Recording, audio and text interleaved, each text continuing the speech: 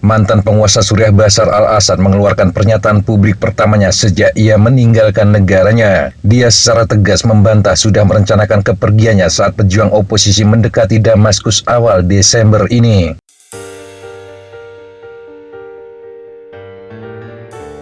Sebuah pernyataan yang dikatakan ditulis oleh Bashar al-Assad dan dirilis di saluran Telegram Kepresidenan Suriah pada Senin 16 Desember 2024. Meski tidak jelas siapa saat ini yang memegang kendali atas saluran tersebut. Dalam pernyataan tertulisnya itu, dia memaparkan bagaimana dan mengapa melarikan diri dari Suriah.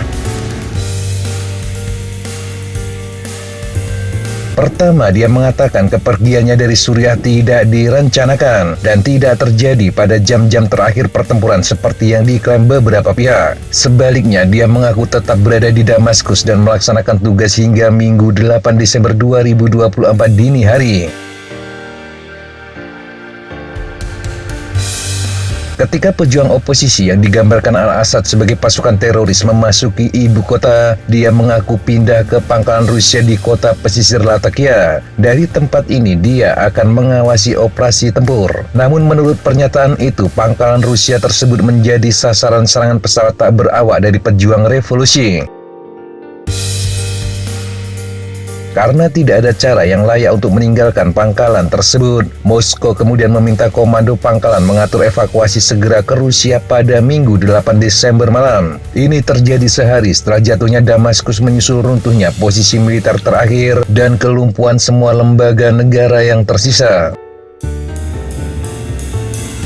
Pernyataan tersebut belum diverifikasi secara independen apakah benar dikeluarkan oleh Assad. Dia sendiri tidak muncul di media sejak diberi suaka bersama keluarganya oleh Rusia.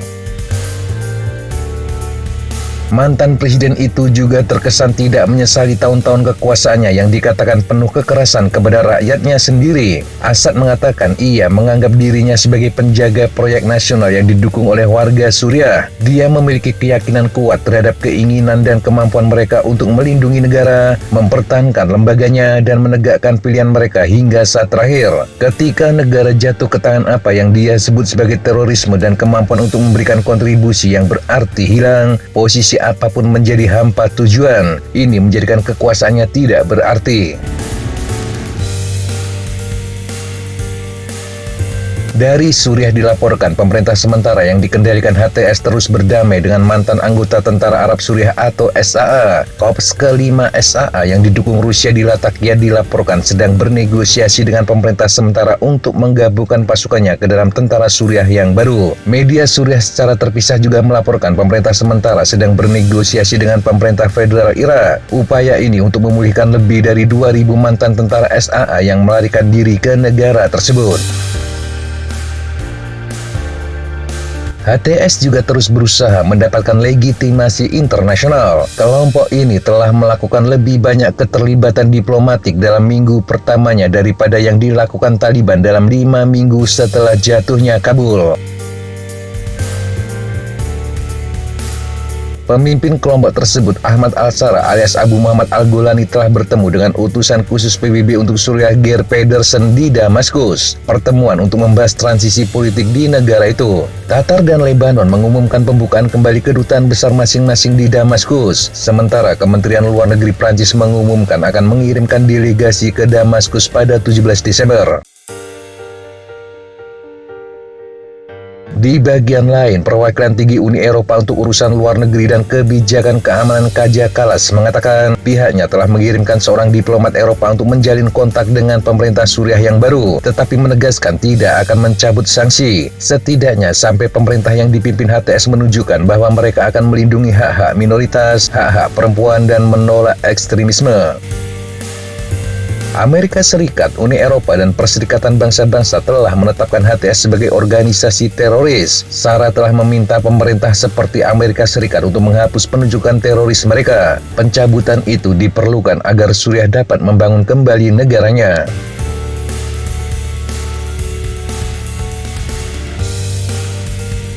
Di bagian lain, gencatan senjata 4 hari antara Tentara Nasional Suriah atau SNA yang didukung Turki dan Pasukan Demokratik Suriah atau SDF di wilayah Manbij berakhir tanpa perpanjangan. Gencatan senjata 4 hari berlangsung dari tanggal 12 hingga 16 Desember untuk memungkinkan masuknya bantuan kemanusiaan dan negosiasi perjanjian keamanan yang tidak ditentukan. Pusat Media SDF pada 16 Desember mengatakan upaya yang didukung Amerika untuk mendeklarasikan gencatan senjata permanen di Manbij dan Kobani gagal. SDF yang didukung Amerika menyalahkan Turki atas ketidakfleksibelannya.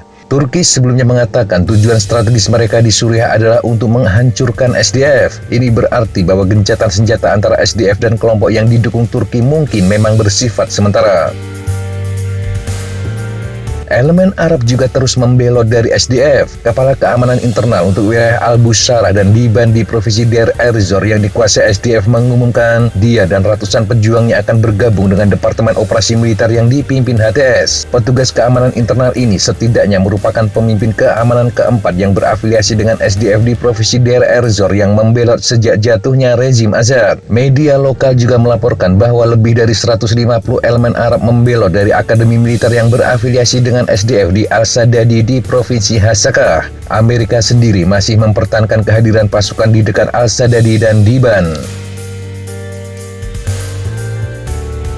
Rusia di bagian lain terus berunding dengan pemerintah sementara Suriah untuk mempertahankan kehadiran militernya di pangkalan udara Khmeimim dan pelabuhan Tartus. Tetapi seruan terbaru Kepala Republik Chechnya Ramzan Kadyrov kepada HTS menunjukkan pembicaraan itu mungkin menemui hambatan. Sementara juru bicara Kremlin Dmitry Peskov pada 16 Desember juga mengatakan belum ada keputusan akhir tentang pangkalan militer Rusia di Suriah. Dan Moskow sedang berhubungan dengan perwakilan pasukannya saat ini mengendalikan situasi di negara tersebut. Kadyrov dalam pernyataan 15 Desember mengklaim Presiden Rusia Vladimir Putin selalu memperlakukan rakyat Suriah dengan rasa hormat dan kasih sayang, dan Rusia menganggapnya sebagai kewajiban untuk mendukung rakyat Rusia yang bersaudara di Suriah. Kadyrov menekankan upaya Rusia untuk memulihkan masjid di Suriah dan memberikan bantuan kemanusiaan ke negara tersebut. Kadyrov juga memuji pemerintah sementara atas upayanya membawa stabilitas dan perdamaian ke negara itu. Pemimpin Chechnya itu mengatakan akan sulit untuk mencapai stabilitas tanpa bantuan mitra, dan menyoroti kekuatan dan sarana Rusia dapat membantu mencegah krisis kemanusiaan berkembang di negara tersebut. Kadyrov juga meminta Rusia untuk menghapus HTS dari daftar organisasi teroris Rusia dan membuat kelompok kontak Rusia HTS. Kadyrov sebelumnya telah menggunakan posisinya sebagai pemimpin komunitas muslim Rusia untuk menjangkau dunia Arab. Tetapi waktu pendekatan Kadyrov kepada HTS relatif terlambat, yakni 1 minggu setelah jatuhnya rezim Al-Assad, dan juga beberapa hari setelah pembicaraan Rusia HTS dilaporkan terjadi. Penekanannya yang terbuka tentang bagaimana pemerintah sementara Suriah dapat memperoleh manfaat dari kerjasama dengan Rusia menunjukkan bahwa pembicaraan Rusia HTS mungkin telah menemui hambatan, dan Kremlin mencoba menggunakan saluran alternatif untuk menarik perhatian HTS. Rusia sendiri terus menarik elemen-elemen dari kelompok pasukannya di Suriah ke pantai barat. Hal ini terjadi di tengah laporan terbatas Moskow berencana untuk menarik diri sepenuhnya dalam waktu 1 bulan. Sejumlah laporan menyebutkan pesawat angkut militer Rusia terbang ke Republik Dagestan. Mereka termasuk 3 pesawat angkut IL-76MD dan 2 AN-124. Laporan lain mengatakan Rusia telah menarik sejumlah besar peralatan militer dan tentara dari Suriah, tetapi tidak jelas apakah penarikan itu dimaksudkan untuk menjadi permanen. Rusia dikatakan mulai memindahkan aset angkatan laut dari Suriah ke Libya. Rusia juga dikabarkan akan mengerahkan kapal-kapal pendarat besar dari Laut Baltik dan Laut Utara ke Suriah untuk evakuasi. Moskow juga disebut menyewa sejumlah kapal untuk memuat peralatan dari pelabuhan Tartus.